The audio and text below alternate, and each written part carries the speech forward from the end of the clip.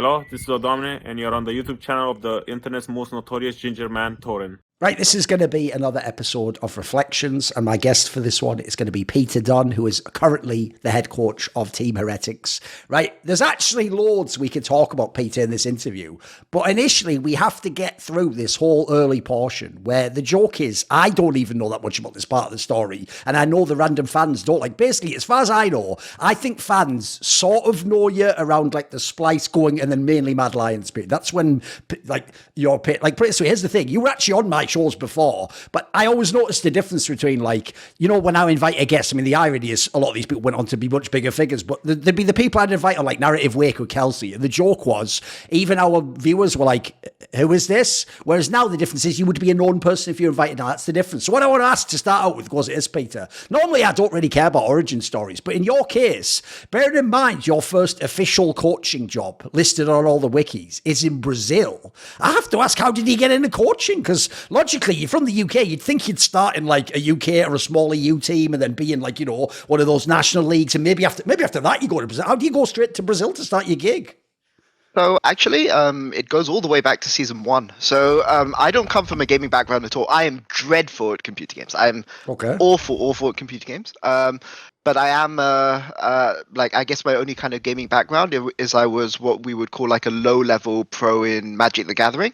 Maybe for League of Legends players, maybe about an ERL, a top ERL level player in Magic the Gathering. But both my parents are diplomats, and I went to China to start my studies. And this is to do my master's. I did my undergraduate in the UK, and then I went to China to do my master's. And this is how I learned about esports. I'd never heard about esports, like a concept before.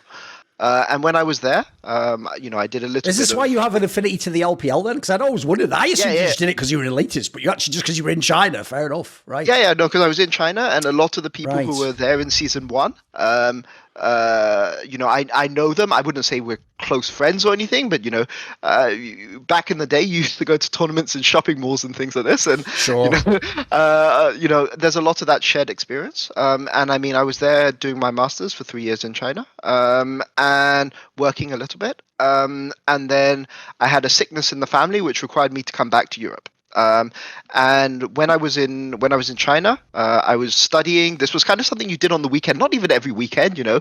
You'd come. I was doing a little bit of what we would call maybe.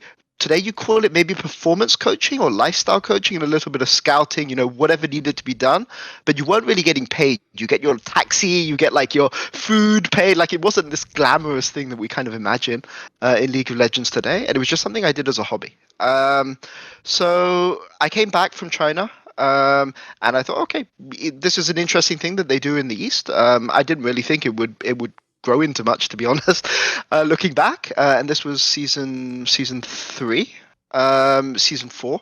And then at the end of what we would call season 4 in League of Legends time, doing season 5, I just kind of retired. I wasn't really, I wasn't really involved in League of Legends. I went to work for Hasbro in their board game design department.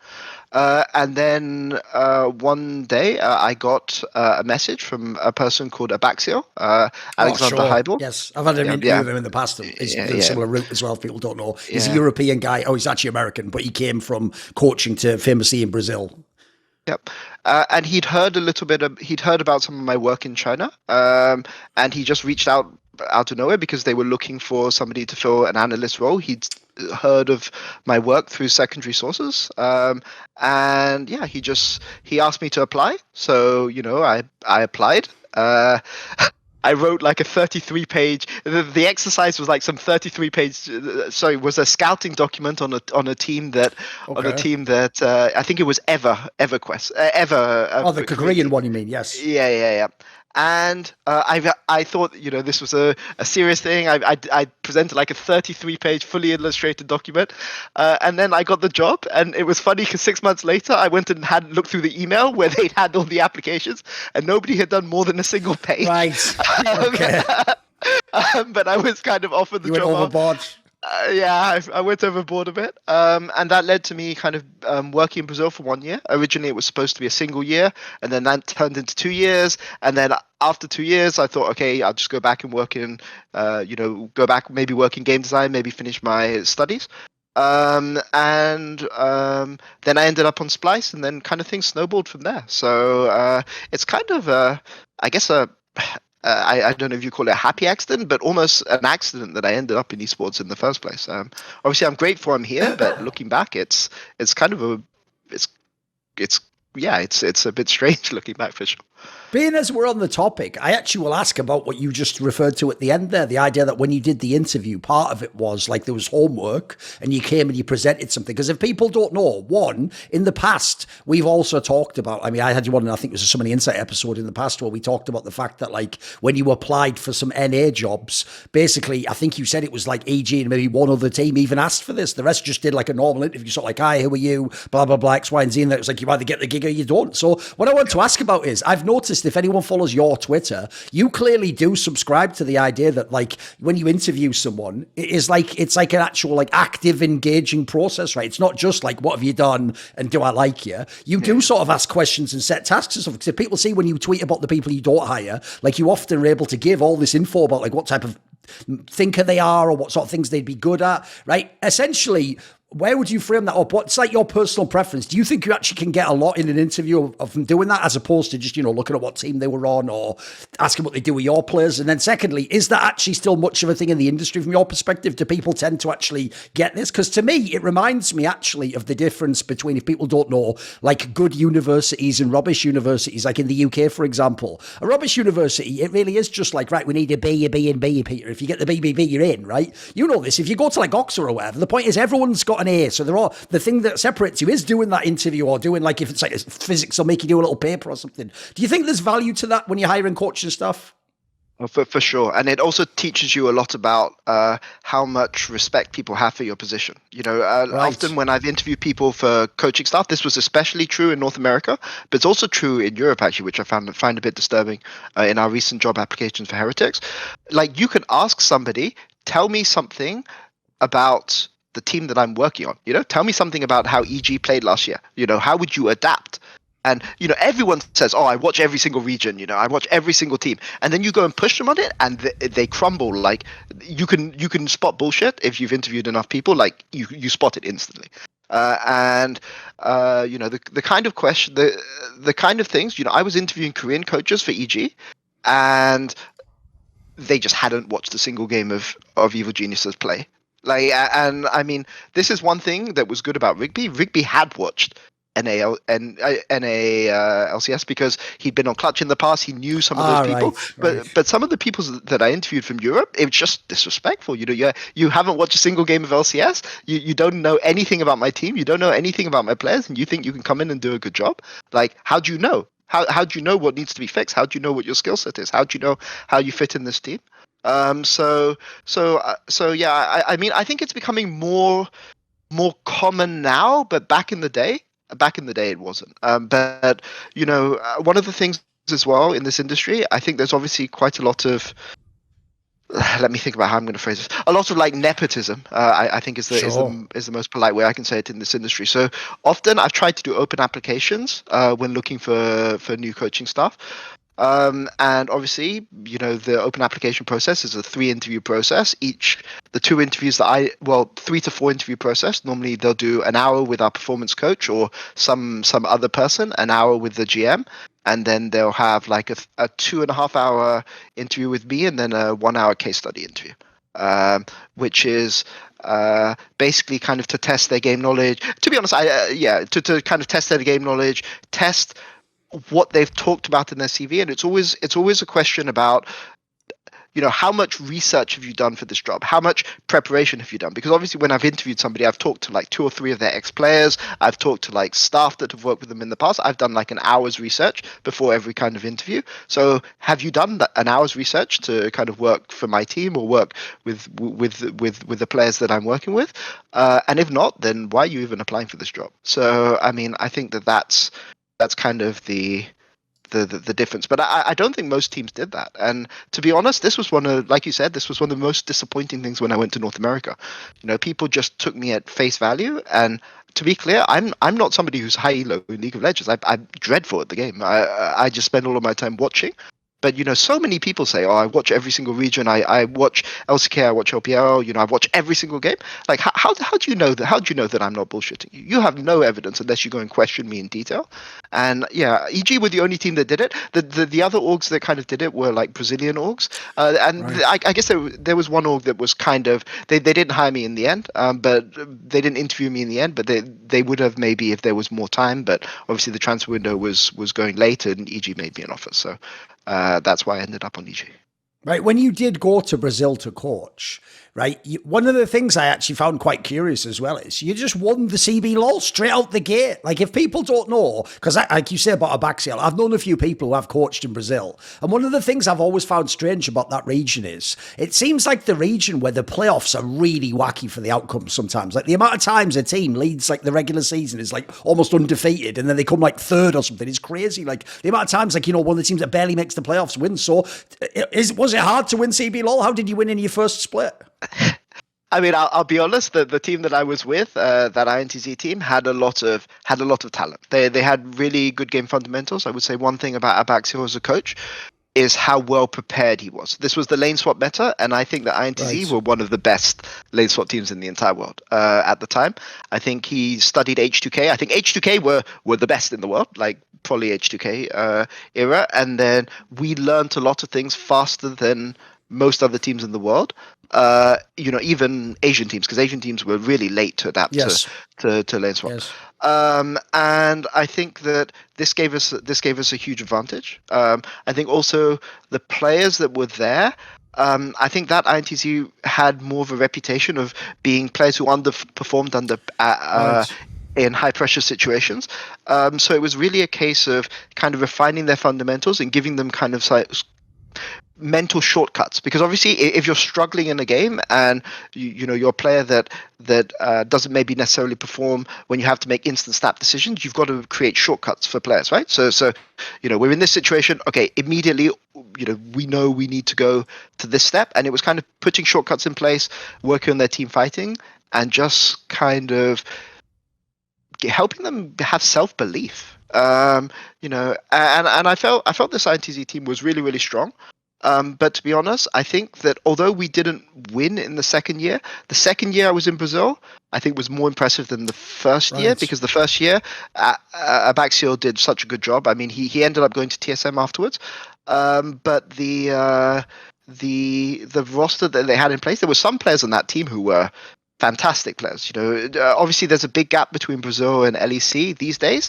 But when I made the move from Brazil to LEC, I was surprised at kind of the similarity in level. There was a lot of, I think everyone on that INTZ team could have played in LEC and been solid. I don't necessarily think they would have been best in their roles, but they would have been solid players. So it wasn't like we had useless players or anything. It was a good team with good processes in place already. I mean, along those lines, that was something I was now going to ask, which is if you can introduce some of the main players. Because if people don't know, the other thing about this particular lineup, when I looked at it, Peter, is that you've got some mega veterans in here. You've got the people who've been like from day one almost in Brazil. So if people don't know, like names like Talkers, Revolta, like anyone who's watched Worlds and really did watch all the games, you should know these players. Like, they've been to a million of these tournaments. So who were the like central players in the team at the time?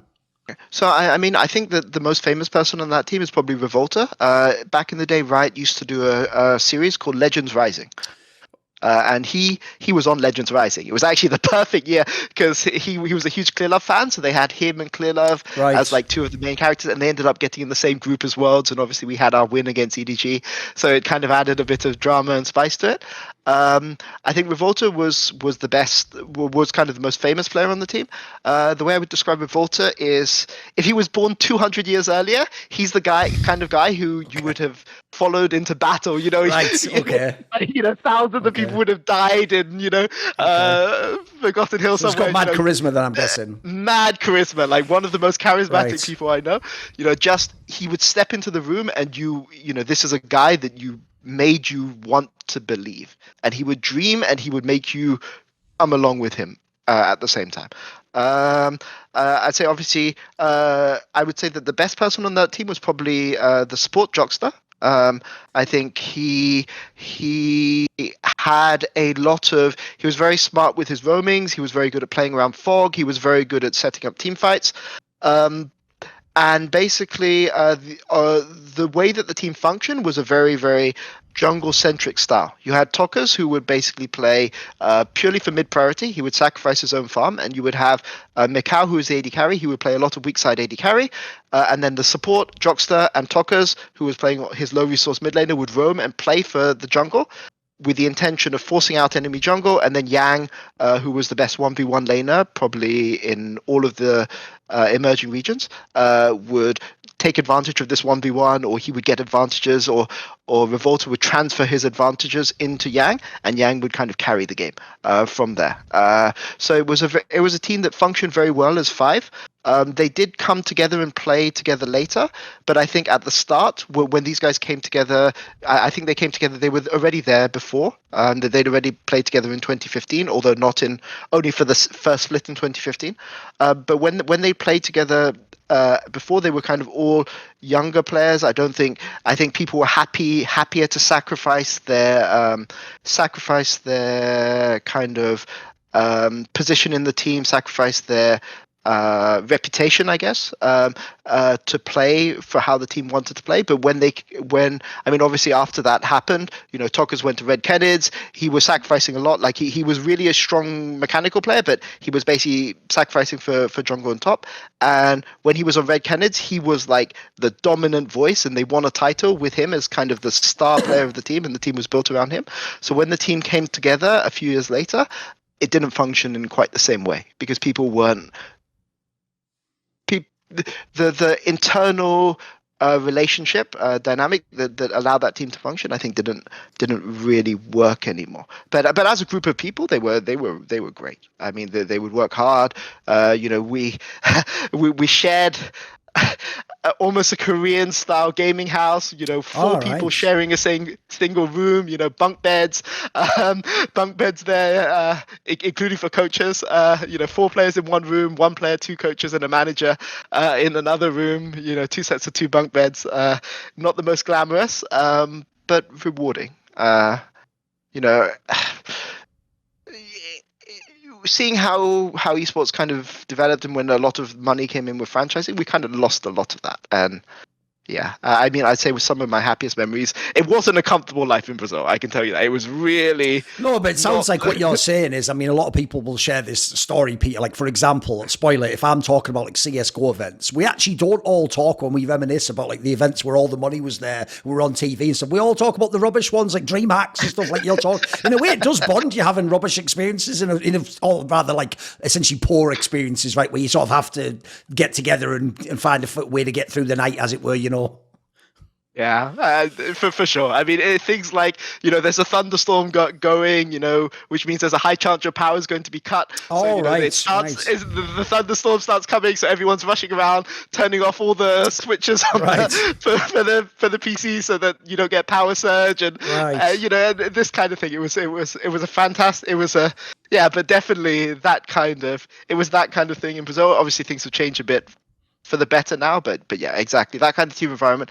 Team were all very, very close friends. They all worked together. I'm not going to say there was never any conflict, because there was, but it was a team that they looked out for each other, and that's not always been true with every team that I've ever known. Right, one thing you actually have referenced, but jokingly, you never went into it too deeply on my talk shows, is whenever, back in the day, if people don't know, that we didn't have the Plains. Instead, Plains was a separate event. It was the international wildcard qualifier. And famously, obviously from the smaller regions, because back then, if people don't remember, LMS was its own region. Brazil and Turkey were 2 of the main ones. And famously, there used to be this crazy rivalry between those teams anytime they went to this international wildcard qualifier. Now, what I'll say is, if you're American, it's a bit harder to understand. If you're basically European, just think of football culture. You know what Brazilian football culture is like. And if you think of like Turkey, think of like Galatasaray or something. It's going to be all like flares in the crowd and people going crazy and having like mad passion for the game, but also being like super hardcore ultras, So you can imagine when you put these 2 fan bases together, you've implied it. It sounds like it was crazy. Like, it sounds like, even though, like I'm saying, this is essentially like Plains back in the day, it sounds like it was like a fucking football stadium atmosphere if you went to these games, right? For sure. And I wasn't there working with them in 2015, but I heard stories from Tokas and Revolta, and basically the international wildcard was hosted in Turkey in 2015 spring. And basically they told me that they didn't think that if they won that series, they would leave the stadium alive. Like, the fans were like, it was proper, football stadium atmosphere. And, if Turkish fans in Europe have a reputation for being very, very passionate fans, very, very aggressively passionate fans, and that kind of transferred a bit over to esports. When I was there in 2016, it was a little bit like this. But I would say that obviously there was a huge rivalry between Brazil and Turkey. In Brazil and Turkey, those fan bases would go super, super hard on each other. But maybe it's because I was on the Brazilian side, but I felt from the Brazilian side, it was more a case of we really, really want Brazil to win. But, we want to see some good League of Legends. Whereas I felt from the Turkish side, it was like, we will win no matter the cost. Right. And, and I would say that, this kind of thing, obviously both sides did a lot to build on this rivalry. But I think one of the things that was lost in the international wildcard as well, it isn't just about Brazil and Turkey. It was about kind of building relationships with other regions. Like Brazil and Australia, for instance, OCE back in the day would have a really fierce rivalry. There was a team from Australia called Chiefs who would go to every single tournament, and they would always beat Brazil. Brazil were always considered one of the top regions, and Chiefs would always come, and they would always beat the Brazilian team. And that developed into a bit of friendly rivalry as well, because obviously the OCE players really love to shit talk. And sometimes if you win those international wildcard tournaments, as the Brazilian team that I was on also kind of liked shit talk. But if you shit talk like a Vietnamese team or you shit talk like a Japanese team, you wouldn't get anything. It wouldn't be fun. But between Australia and Brazil, it was always kind of really friendly banter. But the same thing you would say to like an Australian team coach or Australian player, you say that to a Turkish player or you say that to a Turkish coach, and everything explodes. So you always had to be a little bit more, I think, guarded and careful. And of course, I came afoul of that as well. Like there was one tournament where did you make like some trash talk or spicy comment or something? Yeah. So in 2017 there was a all-star tournament, and coaches. This is the only time that coaches were invited to the all-star tournament, and I was invited as the all-star coach. And I was told before this tournament started that the positioning of the different regions would define ranking points for the next year. So I was told that this was an all-star event, but it wasn't a for fun event.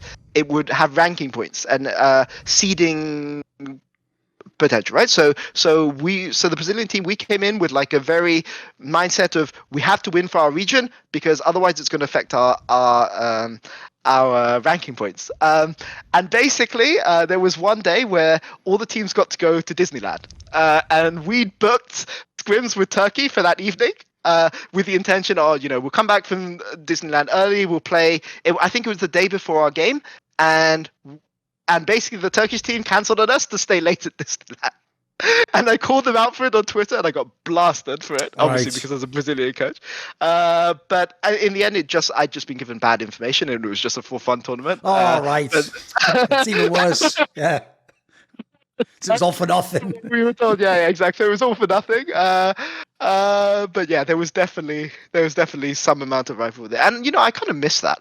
This is, I think, one thing that the ERLs have really given us. Teams like K Corp really, bring back that kind of tribalism, which I think that maybe we lose a bit these days. In kind of international competition, because it's really clear what the hierarchy is, right? Like it's Brazil, it's Korea, China who have their really, really harsh rivalry.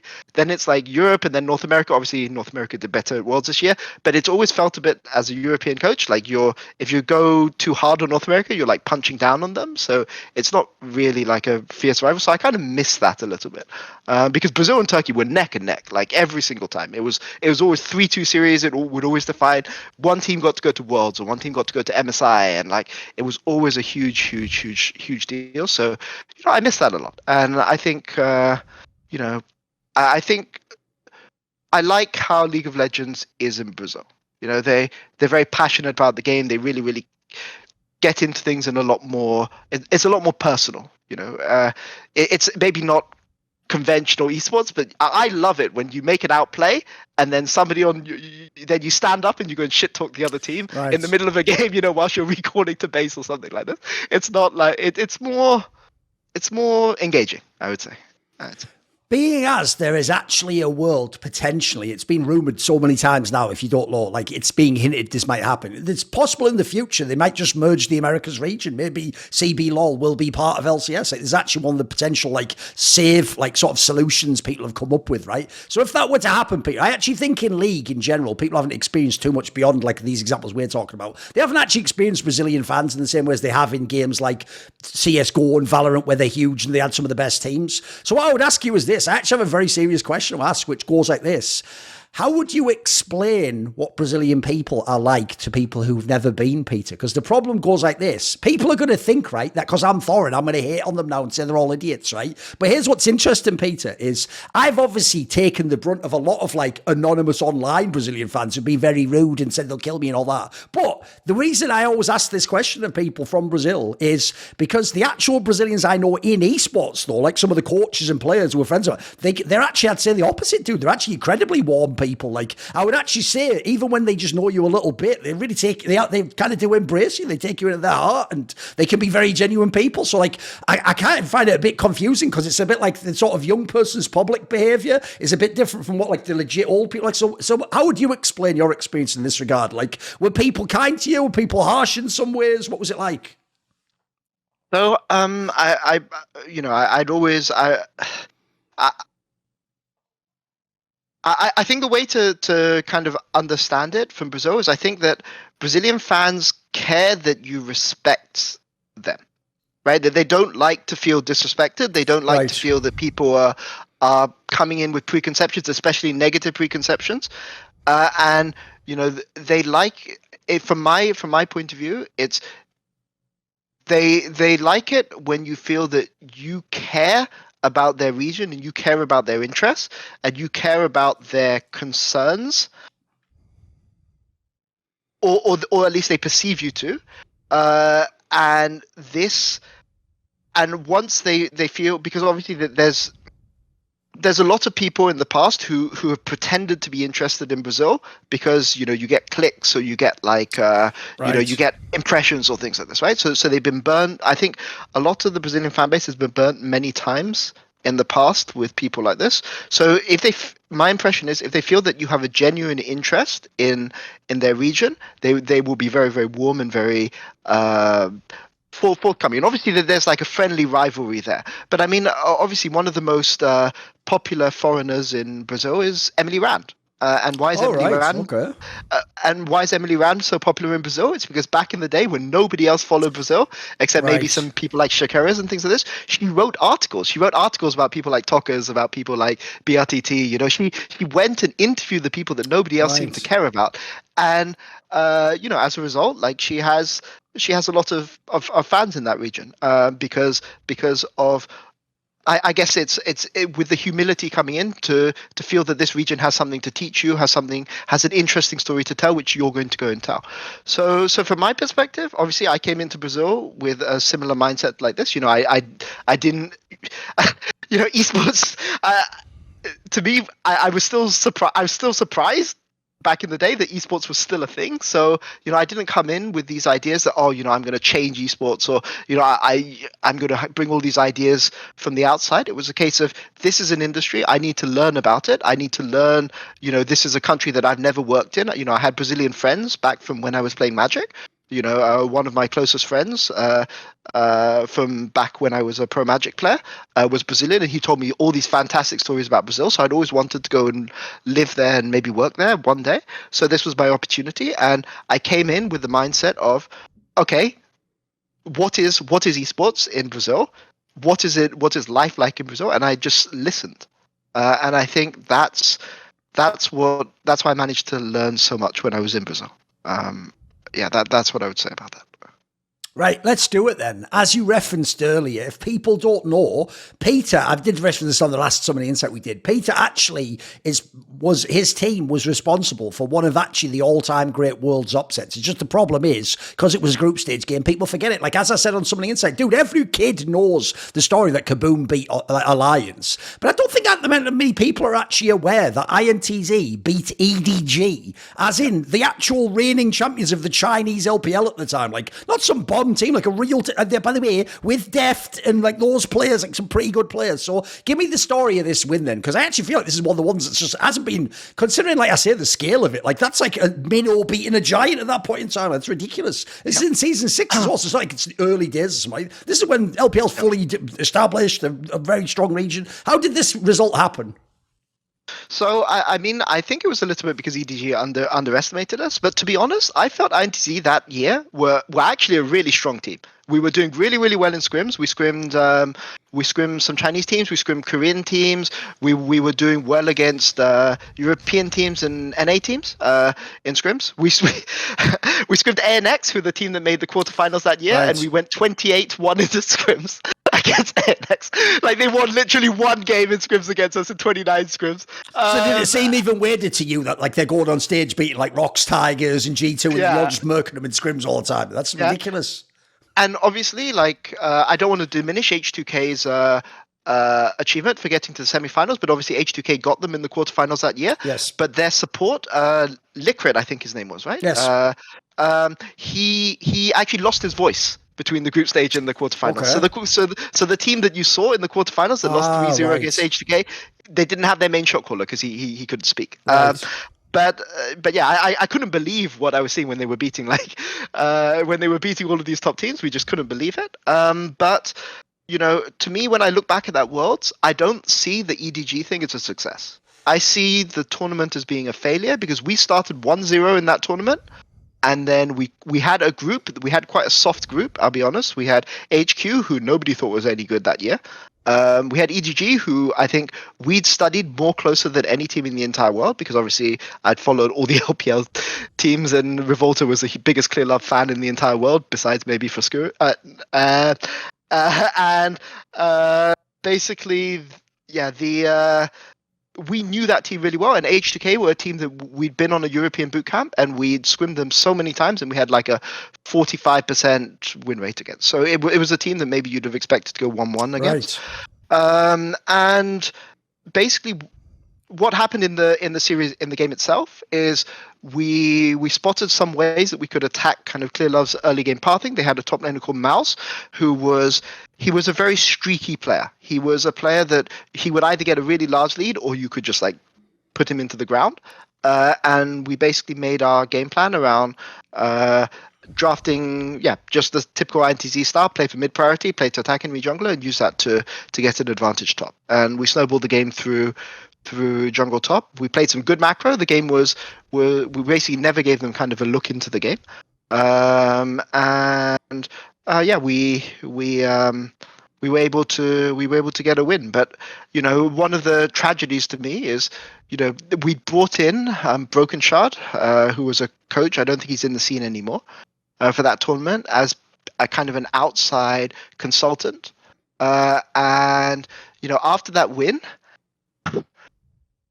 there was a tendency amongst people that we should celebrate that win, because to me, this wasn't my first world championships, right? I've been there as an analyst before. You know, it was just a single win, big deal. We beat an EDG. Now we've got to convert the rest of our wins and get into the quarterfinals.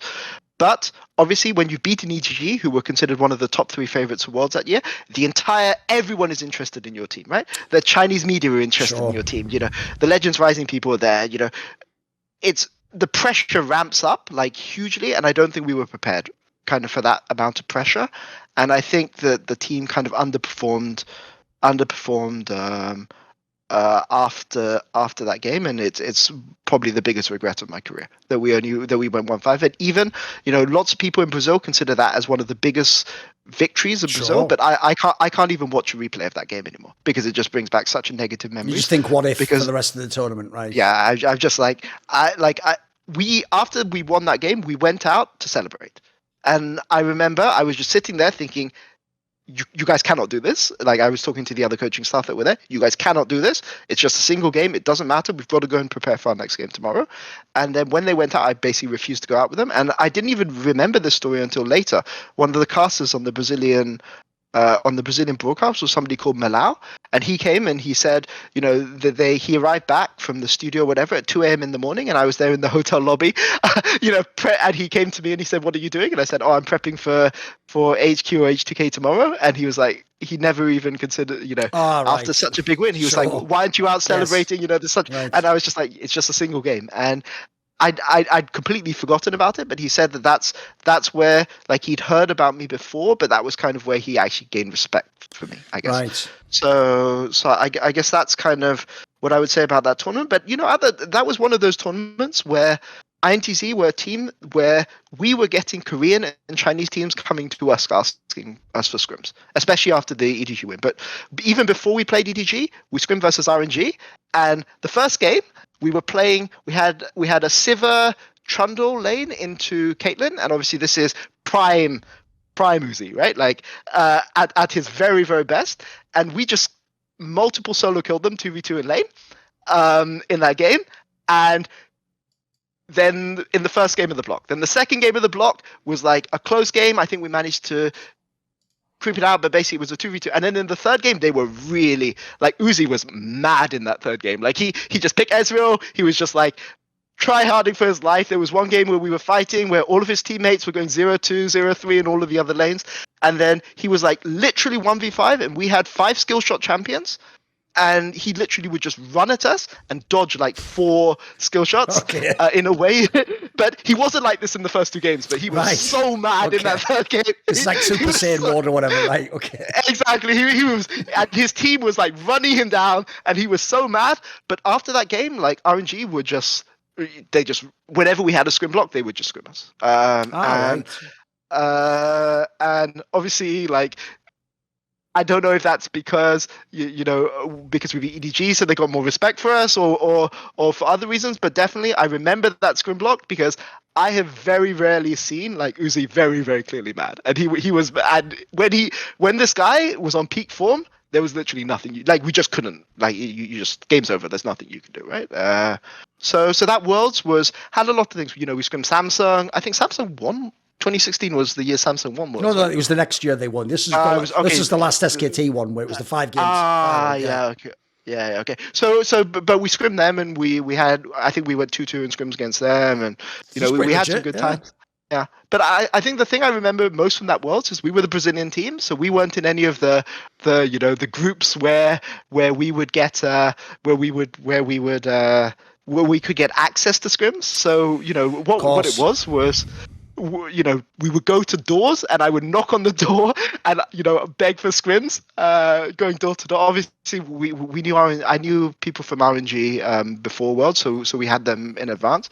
But I remember that we would sometimes get scrims, but I remember the one thing that always stood in my mind was I'm knocking on SKT's door and then just having the door just slammed in my face. Oh, Wally, right. Which was definitely something that I remembered. But yeah, that's what it was in those days. You know, if you were a wildcard team, you just had to like take your chances. You know, you maybe see somebody at breakfast and ask if they could give you a trial. You know, you just wanted 3 games, and then maybe things would go better in the future. But yeah, we got scrims. It was a good experience. But I think that we weren't equipped to deal with that ramping up of expectations, and I think it kind of affected us badly for the rest of the tournament. So it's a big regret. But yeah, obviously it was a good win at the time. It was happy that we started off because it was the first game of the tournament. So I was happy we'd started the tournament off well. And ironically, my Brazilian friend, my Magic the Gathering Brazilian friend, was actually in the venue that day. Oh, okay. So you know, he was asking me, "Oh, what were the chances that we had to win?" And I remember him saying, "There's a 5% chance we will win at best." That's so you better, yeah. And he came to me afterwards, and he said he gave me some like jokey comment about how like nice 5% chance or something. But to me that's what kind of made it special. But yeah, it's unfortunate what happened in the games afterwards. one thing you referred to earlier is when it was the lane swap meta. That what you just said there is absolutely accurate. If people don't know, because I feel like this has been lost to the like mists of time, Europe was actually the region that led the world in the meta of how to use the lane swaps and how to do the 1v2 and all that style of play in that particular era when it was possible before they made all the changes to the turrets and all that, right? Yeah. Along these lines, I want to actually ask what you think about that, because people always say, like, obviously it's purely speculation. We don't really know why Riot does it. People always speculated that the problem is, obviously in solo queue, no one does do that, and people don't play as a 5-man unit. They just play a normal game. So people's speculation was that they thought maybe it just made like the esports product look too alien from what people got in solo queue. But I actually, because of that context that I gave, that it was actually a rare area where Western teams, particularly Europe in this case, had like their own edge. They were sort of working on something there. And as you say, it wasn't even just that some of the Koreans didn't, some of them were really late to even sort of attempt it. Like, it's almost like they dismissed it early or something, or they didn't know what was going on, because I remember it was like coming into like Season 5 Worlds that they were suddenly leveling up on all that. And I've even heard stories, dude, that they were even, some of them actually reaching out and asking European people, like, what are you doing here, or what is going on there? Can you give me some thoughts on that whole time period? Because I know that the people in this era who knew how to exploit that stuff, a lot of them missed that was taken out of the game, essentially. They thought it was like actually quite a viable sort of like route for exploration where you could have done some unique things in the game. Yeah.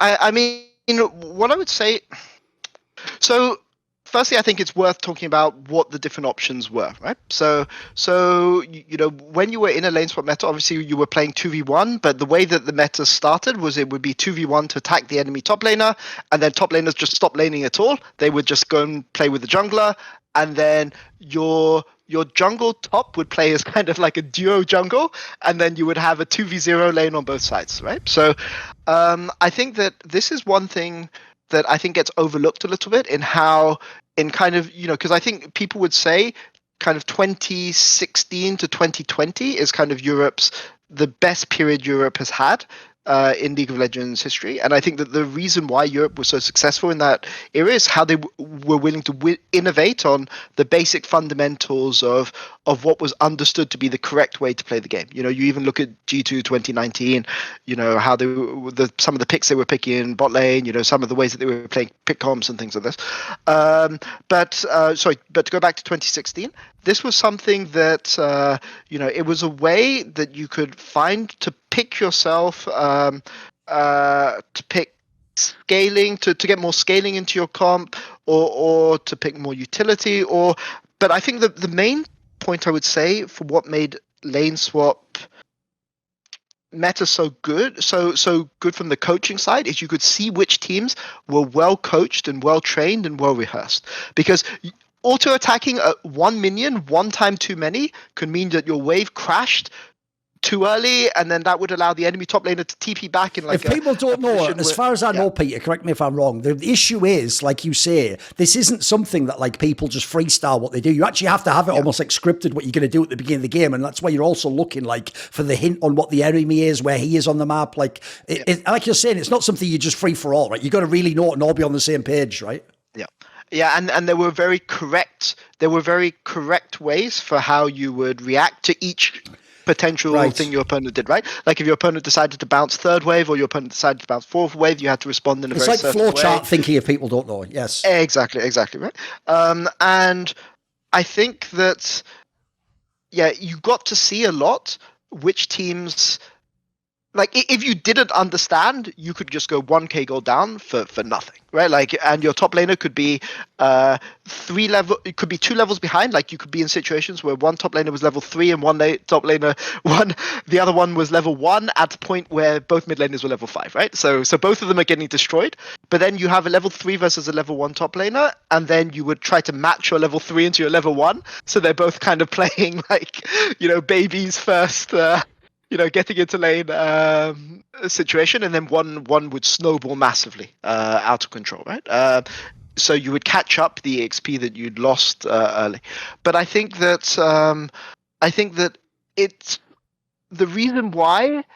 So firstly, obviously they've changed things with tower with plates, and I've forgotten what it's called, but the bot tower has less armor. Yes. Or Resistance or whatever the term is. Something like that. That stops you doing this now. But basically, for me, it was fascinating from a coach's perspective because you had to work out all the fringe case scenarios, right? Because you always had, what happens in scenario A, B, C. Those are the easy things. Okay, but if enemy team does A and then we're going to do X, but they know we're going to do X, so now they're going to do this, and then what are you going to do in advance? And working out that flowchart was really fun. It's like a chess match, right? You're going back and forth, yeah. Yeah, and it was a way that coaches could actually have an influence, because obviously one of the disadvantages of being a coach is you can't play inside the game. So I enjoyed it a lot. I thought it was very strategic. I thought it made the game very interesting. But I can understand why fans, there was limited action, and in modern League of Legends, you kind of understand why one team is ahead, or it's easy to see. You see Zeus versus the Shy in the World Championship final. You can understand why Zeus is ahead. It's very obvious. He's playing his way better, or he's playing with his jungler better, or something like this. But when you saw one top laner being level 1 and the other top laner being level 3, right, after 5 minutes of very specific macro orientation on the map, and you're just like, what happened here? Like, I don't understand what's going on. It doesn't translate as well, right? Exactly. So I don't. I feel sad, but I understand. So I guess that's what I would say. But it's interesting that Europe was the region that innovated it the most, and it wasn't taken seriously by other regions at the time. So I think even in North America they didn't really do it. I think it was really Europe specific. Yes. But obviously you come to the international events and then you show that it's strong, and then everyone's scrambling to catch up. So. Right, when you did come back to Europe, and obviously you came and joined Splyce, and people might now know, like I said in the story, this is when you enter the more public consciousness in League of Legends. That first lineup you had, which if people don't remember, was the one where it was Odoam there, because he had that shenanigans where he didn't get to join G2. I'll always mention that Odo, just because they did fuck you over, mate. And then obviously Cersei, this is actually, by the way, the first team where he really got, funnily enough, all the narratives that he himself denies, but maybe they're true, and who knows, all the analysts all going his ass every fucking year on him. The thing about the farming up, even though he still tells me like, I'm still the guy from UOL. It's like, whatever, mate. Then he obviously had Nisqy, who at the time, if people don't know, had just come back from NA from that Envy team. I was actually considered a bit of a meme at the time. I know now he's like a very well-loved player. People were kind of flaming him being added into this team. And then obviously everyone knows Kobe now, but at the time he was like from the old Splyce. He was just like a good ADC, people remember. And then you had Kasing, who now no one sadly remembers, but he actually was considered a talent around this time. This was after his H2K period. This lineup on paper, by the way, even now looks pretty fucking good, mate. Like, but at the time, as far as I know, I'm guessing this is like sort of a budget roster or some gamble players. Did you have any say in putting this lineup together, Peter? So, okay, so I think it's worth talking a bit about going from Brazil to Europe, because I think this will explain the context of it. So I knew Marty back from... This is the owner of Splyce, if people don't know. Laser Chickens, he was called, yes. Yeah, Laser Chicken. So I knew him back from 2016 because Splyce had gone to Worlds that year. Right. And INTZ had gone to Worlds that year. And this was Splyce. I think they were coached by Yamato at the time, Yamato Kano. Yes. Obviously, like, I knew him a bit from there. And when I left Brazil, I didn't think that I was necessarily going to get another job, but I was asked to apply for the Splyce job by Marty.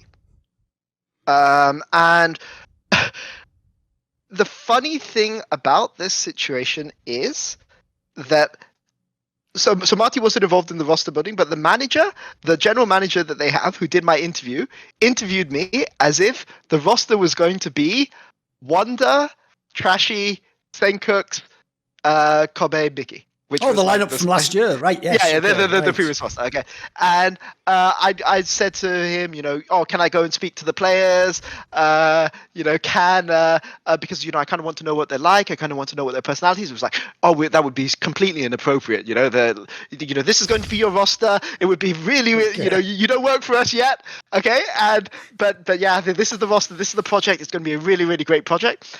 And then I signed the papers, and then I was allowed to talk to the players, and they were like, "Yeah, we're not playing again next year. There's no chance on earth that we're going to go and play together next year." I'm not sure even Marty realized that this was the situation. But Basically, yeah. So I think there was a lot of scrambling to get the roster put together. Because from the outside, by the way, this does look like a Peter Dunn roster. It looks like kind of players you vibe with, or maybe you saw something other people didn't vibe with. Is it accurate? Did you pick them? I picked, basically I picked a lot of the players for this roster, but it was very funny. When I talked to Marty, I was like, we should build like a full rookie roster. Right. We should go like full rookies. You've done it with Splyce once. Just let's go again. And he was like, I don't think we should do that. Put some veterans in this roster, please. So we did. So basically, the decision then was who to build the roster around. And I think that part of the tragedy of Splyce is, I think that Marty is very much love him or hate him type of guy in the community. But I think that he did genuinely care a lot about his players and he cared a lot about his team, but the way that it manifested itself as a team owner wasn't always the best. So basically he knew his players' contracts were expiring. He was just like, we've been really nice to them, they're definitely going to come and re-sign, so it's 3 months before the transfer window, let them go and talk to other teams. Right. I'm sure for sure they'll come back. And obviously, like any other team who saw any value in any of these players, just basically lied to them to get what they wanted. They promised them the world, they promised them perfect things, and then they didn't want to come back to Splyce. And a lot of the players who I've spoken to who've left Splyce, kind of wish that they could have been back. I haven't spoken to Wander about it, but but a lot of it was always a case of grass is always greener. Sure. So, but yeah. But anyway, to go back to the kind of this roster construction. So how was the roster built? Well, the first thing was this was back in in Brazil. Before the meta going into this season was Ardent Sensor meta. The World Championships in 2017 was dominated by Ardent Sensor, which was, to be honest, bullshit, because the entire year had been all about roaming supports, hard carry top laners, and bot lane generally just didn't matter, except for if you got priority for your support to be able to move first. And in Brazil, we were kind of the strongest team, or maybe the second strongest team in Brazil, and we had just played this entire way for the entire year. And going into playoffs, on that exact patch, the entire meta changed, and it affected. I think it was DRX. There was one Korean team that was like insane that year, and then they went to Worlds and they lost in the quarterfinals of Worlds. But it was literally because Freaka Freaks. It was a Freaka Freaks.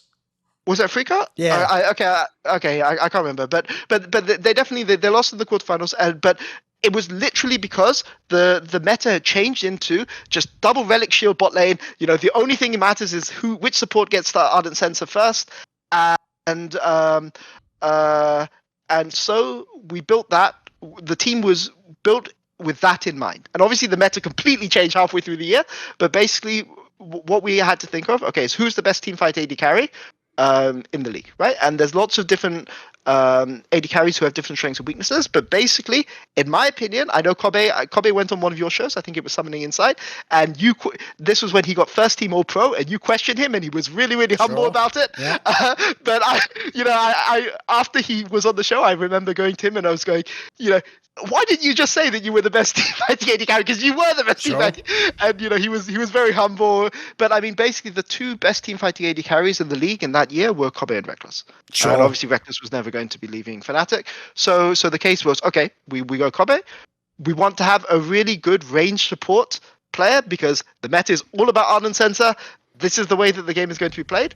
And Kasing, at the time, he was really, really well known for his Thresh, Janna, Zillion, Tom Kench, and I'm forgetting one. But maybe like Morgana or something. What are we talking about? Yeah. But all of these range Lulu. Right, there we go. So he was like one of the best range support players on the server. So we had our bot lane. So we thought, okay, we have our bot lane now. We need a really good roaming mid laner, and we need my philosophy for roster building has always been mid jungle is a duo lane. So we need a good roaming mid laner, and we need a good jungle that can facilitate with that. But if you're going to have a roaming mid laner, why not have a jungler who has really good pathing, knows how to track the enemy jungler, so that you can kind of facilitate your roaming mid laner. And that's where we came. So then Nisqy was kind of the obvious candidate. He had done so on Envy. He'd performed okay, but a lot of the praise had gone to his jungler. But when we'd seen kind of how he was facilitating the jungler, it was really obvious that this was a guy that we really wanted to sign. And then, yeah, Xerxes was brought in afterwards, but we couldn't find a top laner. Basically, I think I'll say this as frankly as I can, but basically Odo got screwed that offseason. Like, everyone thought Odo was going to North America. The rumor was he'd already signed with, it was G2 first, but then people thought that he's going to sign with Echo Fox, and basically I knew through a contact that Echo Fox was going to sign Huni. Right.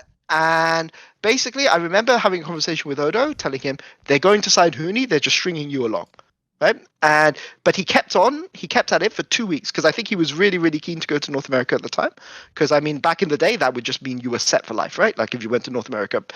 And basically, Echo Fox just strung him along until he had literally no other options in Europe.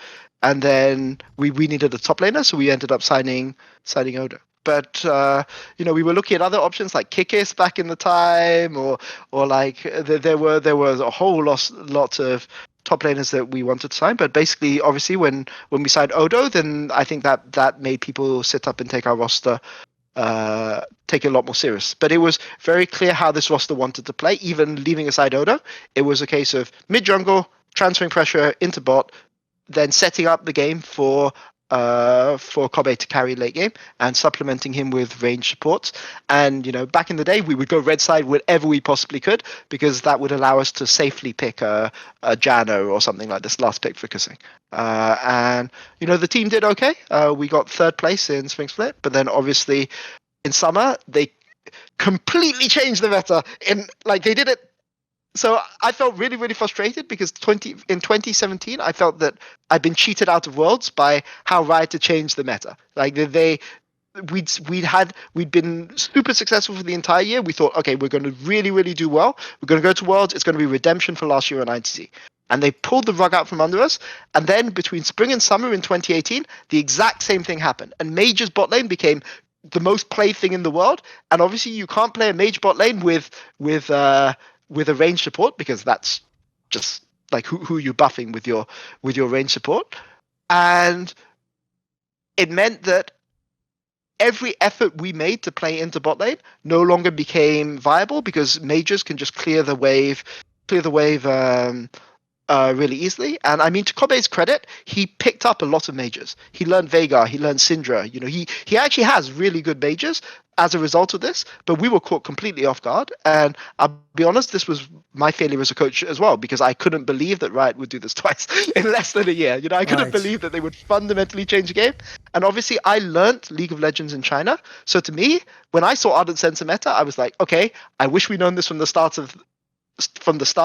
But okay, I'm really comfortable coaching a team to play purely around bot lane, because this is what China was like back in the day. You would play just for your AD carry. I know how to set up a team to supplement this style as well as possible. So we're going to be fine. And then they kind of pulled the rug from under us again. So in back-to-back. So that those 2 years, although the teams I was on had reasonable success with rosters that were kind of maybe underrated, because we had a lot of specialists in a lot of different roles. I mean, I think back in the day, I used to talk a lot about how specialization is so important with a roster, but that kind of soured me a lot to it, to specialization, because we kind of got fucked when the meta fundamentally changed. And those kind of changes don't even happen anymore. It was just in that particular 6-month period, they just, I don't know. It is what it is. Give me some broader take, though, on the whole career of Nisqy, because obviously in the years since you've had him, he's only gone on to get better and better. Like I always say, here's the thing, mate, I'll be totally honest, I'm not a bullshit artist. Like, I never thought he was good on Envy. Like, I'm like the plebs you're describing. I was the same pleb going, the Lyra guy's in Elo hell, look, he has to 1v9 the game. But obviously now, when I look back now, it makes sense why the Lyra guy was doing awesome. Like, Nisqy's made almost every jungler he's played with, all pro or MVP of the league. Like, it's clearly an insane talent he has actually as a mid laner. So give me some thoughts. Like I said, to me, he's someone who almost every year looks like he gets better at League of Legends. I mean, people will know it was only a couple of years ago he was a true MVP candidate. I mean, you can even argue maybe in the first split of this year he was an MVP candidate. So who is Nisqy, and what have you thought of his career? It seems like you take a lot of pride in him, right? Yeah, I mean, I like Nisqy a lot, and I don't want this to appear as like a criticism or like as a I don't know what I say, or like to Nisqy's detriment, right? But to me, Nisqy is not a naturally gifted League of Legends player, right? Like you look at somebody like Caps, you look at somebody like Faker. These guys are like naturally gifted, but to me, Nisqy has got to where he is because of hard work. And like what I would say is one of the conversations that one of the things you could guarantee about Nisqy is Nisqy would put the time in, he would put the effort in, and he would spend hours just working on a single champion. I don't really want this to sound like a criticism or any way like to diminish Nisqy, but to me, Nisqy is one of those players that I don't think is like naturally gifted at League of Legends, right? Like, and when I talk about somebody who's like naturally gifted, you know, the game comes very easily to them. You know, you look at somebody like Caps, you look at somebody like Froggen, you look at somebody like Faker. You know, these guys, they it's almost as if they're like born to play this game. You know, it just sometimes seems effortless, right? Like for me, Nisqy is one of those players who has gotten to where he is through hard work and through study and through, I think Nisqy's skill is his ability to work really hard.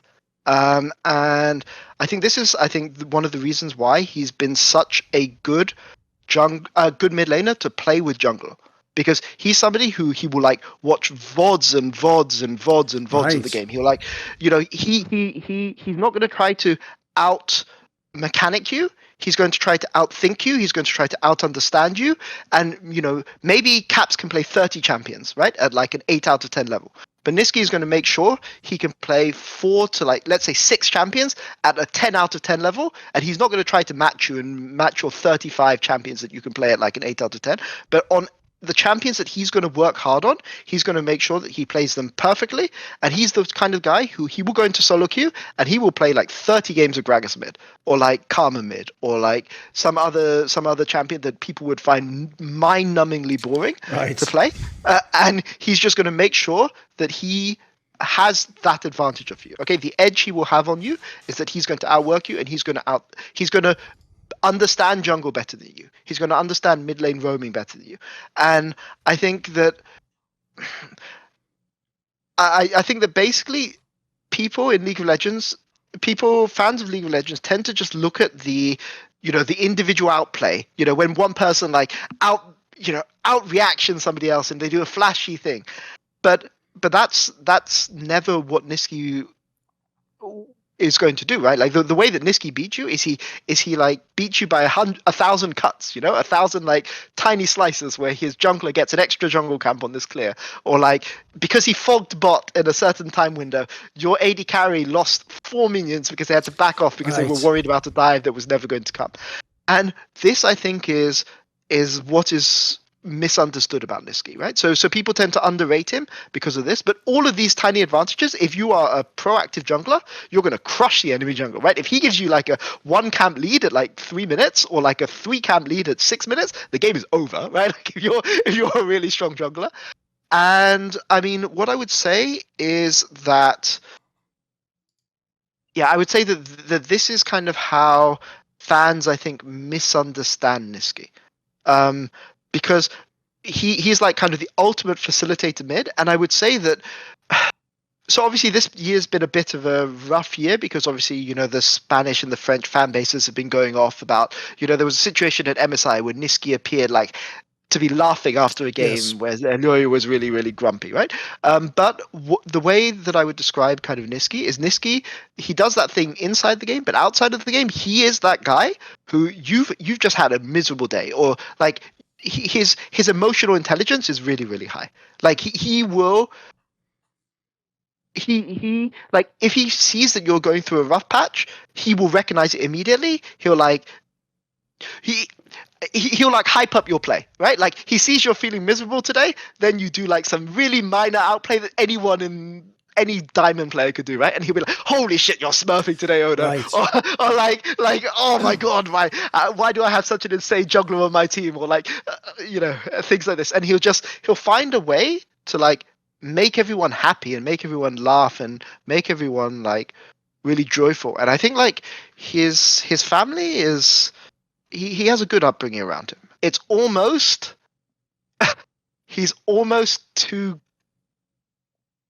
good a person to be believed. And like this is why when I see people shitting on him, like the thing is that it's really funny because the people that people online tend to shit on are like tend to be the most soft-hearted, kind-hearted, because they don't fight back. You know, they just like sit there and take it. And what I would say about Nisqy is, you know, when I see Spanish fans like shitting on him, I'm just holy shit. You guys don't know what. No, he's too good for life. Apparently, I know. Yeah, but yeah, what I would say is, I mean, I only know that that's back in Europe. I don't know if he did that in North America or anything, right? But obviously, like Nisqy was somebody that you could build a team around. And what I would say is that obviously, I assume we're going to talk about the 2018-2019 off season. But basically, if you'd ask me who on that Splyce team was the key that if you wanted to make them your kind of franchise player that you would build future teams around, who was the person? I would have said Nisqy on that team. And let's be clear, Nisqy was probably the fourth best player mechanically on that team. Maybe third, depends. Like, I mean, obviously Odo was number one, and Kobe was number two.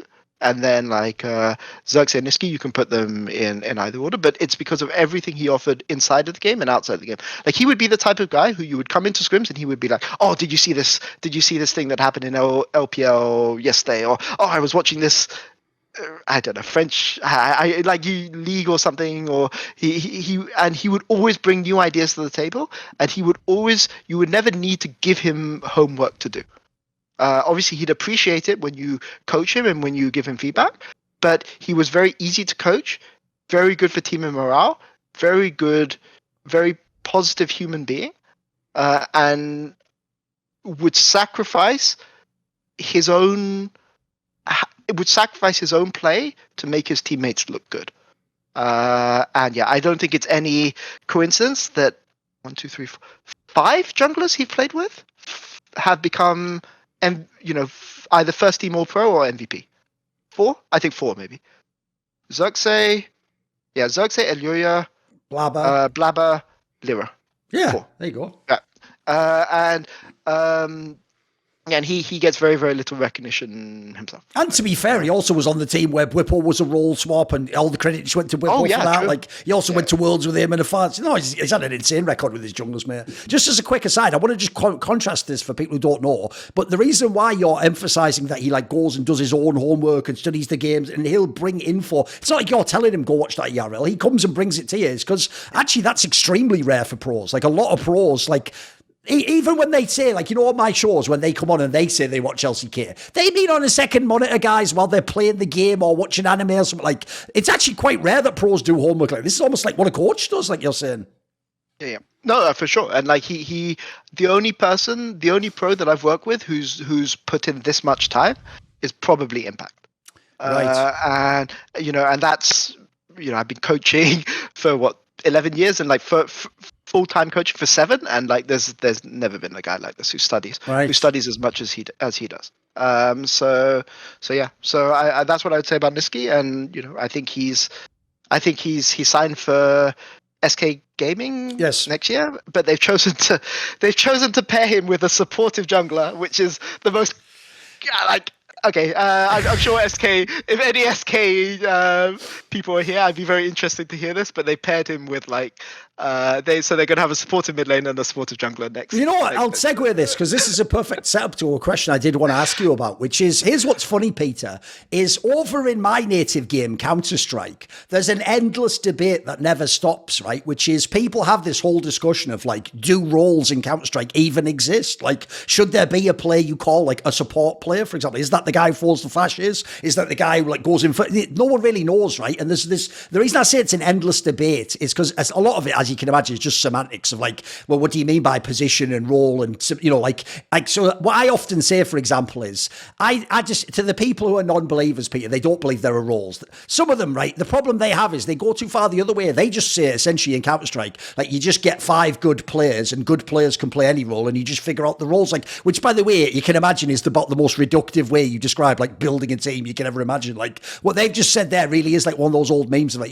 step 1, step 2, step 3, question mark, step 4, you won the major. Like it's like, yeah, but the question mark was kind of like the essential part. So to bring it all back, the point I'm going to make is this. I often say to people, whether you believe there are roles or not, there are clearly like player tendencies and how they would choose to play and how they most effectively play. And part of what you do as a coach anyway is fit those pieces together. And as you're saying, you find a complementary piece here, or the classic one is you find someone whose strength offsets the weakness of this other guy. So suddenly the guy with the weakness now looks twice as good. I mean, people could think of some of the past names we've talked about here. So what I would ask is this, is I actually do get the sense even in League of Legends, Peter, look, obviously the roles themselves exist in the game of the concept of jungler, but as I said, there's tendencies that are very different in that sense. Like obviously I gave the example there, like the difference between a Jankos jungler, a Polish jungler, and a self-made jungle, another Polish jungler, they're night and day, they're very different, right? So it sounds like you do have a philosophy with team building that is so like this. You try to offset things, you try to balance out, right? I've even noticed when you talk about the Nisqy angle or some other players, you're even doing actual out of the game balance there, personalities and things like that. They need to work. It sounds like actually a lot of coaches do just look at it like it's a football fantasy team, Peter, and then they're just like, right, well, I want this guy because he's the striker with 20 goals, and this guy scored. I don't know if they actually do look at the puzzle fit, as it were, as much. What would you say to that? Because every time I've heard you talk, it sounds like you are sort of like a systems thinker in a way. So I would say that I am a system thinker, but I think I'm more flexible than most systems thinkers because. Okay. But I guess I'll start by talking about in game, and then we'll talk about out of game next. But in game, I think basically, generally, my philosophy on team building is players can play low resource, they can play high resource, or they're flex players, right? Generally, you don't want to have too many high resource players on your team, and generally, your support, when I say a support is high resource, I mean that a support wants to roam a lot, not that you're giving them tons of time, right? But generally you want to have I generally consider mid jungle a duo lane, and I consider AD carry supported duo lane, obviously, right? And generally my philosophy is you don't want to put too high resource players in those roles, right? So if you have a high resource jungler, you cannot have a high resource mid laner. Obviously, it's better if you can have flex players and things like this, but generally a player is more comfortable in a certain role. So generally, if you look at every single kind of team that I've worked with, and you can even look at this in terms of North America as well with people like Jojo. When we had Inspired as a jungler, who's like one of the highest resources jungler you can possibly imagine, you would pair him with like a low resource mid laner, and Jojo when he was in academy was a low resource resource mid laner who's become more of a flex player, right?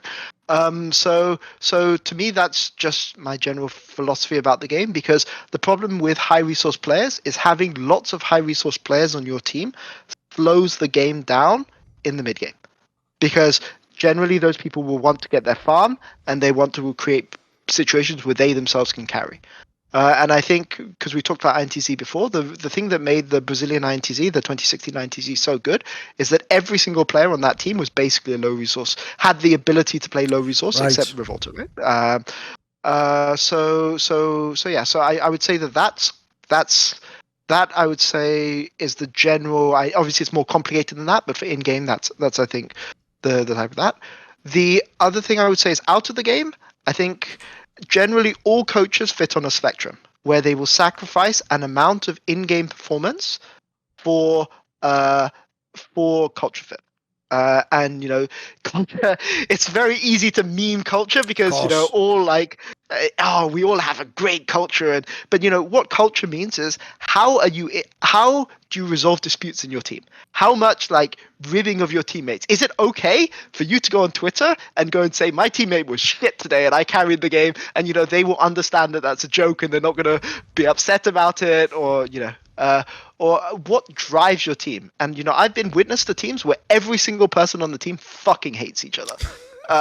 And normally you would say that this sounds like a team with a dreadful team culture, but no, if they all hate each other, they're all going to come into they're going to work hard. They don't want to be looked down on by their 4 teammates because they've had a bad day in scrims. They're going to come in and they're going to be like, holy shit, I'm going to like mash my teammates, so they have to acknowledge me. And obviously those teams don't last for a long time, but that's a culture of a sort. And And I mean, basically, what I would say is that I generally think of teams in terms of 2-year project. And year one, obviously, any success you have in year one is great, right? But year one is generally trying to establish how your team functions, what your kind of culture is within the team. How your players interact, how your players deal with conflict, how your players deal with like out of game relationships, how your players deal with like just general personality fit. And then year two is kind of when you put that all together. And obviously, I've been fortunate that, I mean, besides Heretics this year, but maybe you can blame roster building, maybe you can blame COVID, but generally the year one rosters have done fine, and then year two has always been the year where the rosters are pushed on. But I would say that that generally culture fit is incredibly important, because if you have a roster that has a bad culture fit, there's going to be cumulative disagreement over the course of the year, which can lead to when you get into playoffs, I think Odo is the one who said this best, that every team has a civil war over the course of a year. But the team that deals with it best come into playoffs is the team that's going to win. And generally, I think that that's right. But the problem is that if you have a team where people have just such fundamentally different approaches towards life and interaction with other human beings, then you can then resolving those disputes becomes much harder. And that doesn't mean everyone has to be friends, right? But if you have a roster where some people want everyone to be friends and some people don't, that's a problem. But you can have a roster where everyone just has a business relationship, and that's fine.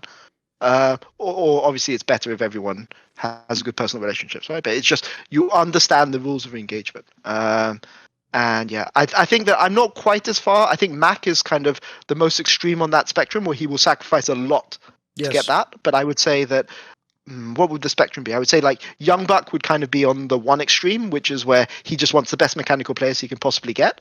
Whereas Mac, I would say, would sacrifice a lot. And I'd say I'm a lot closer to Mac's end of the spectrum. But yeah, that's. But I wouldn't say I go quite as far as Mac. I'll try to find solutions. But yeah, I say that's kind of my roster building philosophy. I may not have the most supporters in the world, but the ones I do have are straight fire, and they include Mac Pugnaccio Rakula, Frisky, Ahmed Haju, Toucan, Tobias Bernasconi, Animosity, Tosh, Jensen Gore, and you know it always is a special thanks going out to Jerky's Minion. Do you want to suggest a topic or a guest for my show? Do you want to see things I say on my Discord, little piece of straight fire I drop in the Patreon-only channels, stories I tell people in the other ones? Do you want to ask a question in my monthly AMA? Do you want teasers? Find out who the next guests are for Reflections interviews? Maybe you want to be one of those people who takes part in the long-form discussion with me where we talk about whatever's on your mind in esports. Well, if any of those or more sound interesting, why not support me, put your money where your mouth is, and join the Scrilluminati today via the Patreon link in the description box below.